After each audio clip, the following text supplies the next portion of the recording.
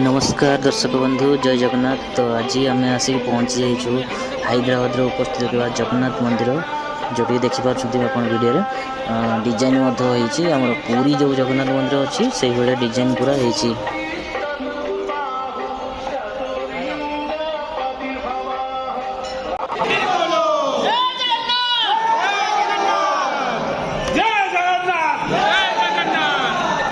तो आम बर्तमान भितर आसिक पहुँची जाइछू देखु जो भाया सब डिजाइन हो मत लगुच मुझे आसिक पहुँची जाइए जगन्नाथ मंदिर पुरी रे आसिक बुलूची से भाया मत फिल हो।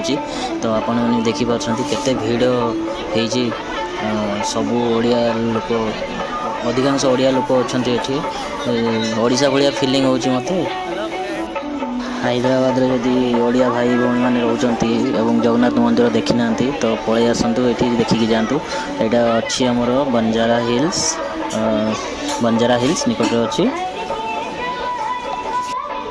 तो आम आसीलु आज रथ यात्रा देखापी।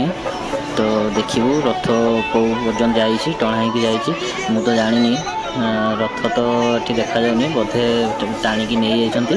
तो देखा चलतु केते दूर जाए रथ जाइछन्ति। तो वीडियो रे जोड़ी रुहतु आगो को देखिए।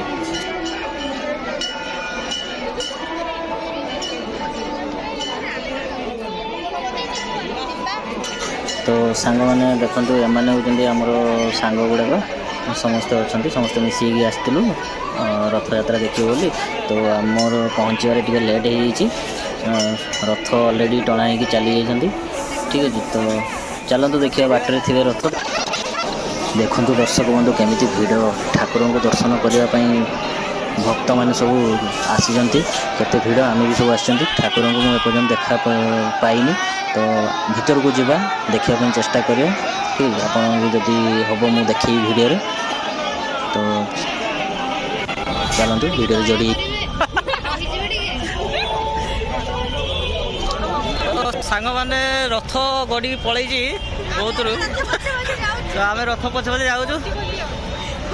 ठीक है खाली पादरे ये देखो खाली पाद सब जाऊ। देखु दर्शक बंधु एठी तो बड़ टाइप रो मीना बजार भाया ना तथापि गोटे दुईटा दुकान बस फूल केते ठाकुर पाख सब बिक्री हो। तो से देखु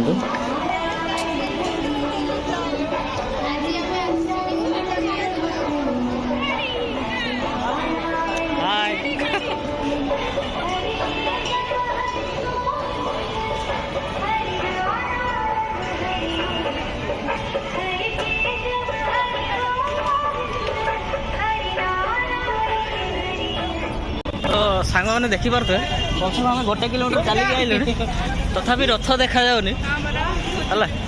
चलतु देख ब्लॉगटा है। तो रथ पाक पहुँचने मुझे देखी वीडियोटा। तो चलतु देखा रथ पाक पहुँची गले देखिपे मुझे जूम कर देखा टे देखो ये रथ देखा गला। ठीक अच्छे तो चलतु पाक जा देखेबी। देखो रथ पाक पहुँची गले। जय जगन्नाथ।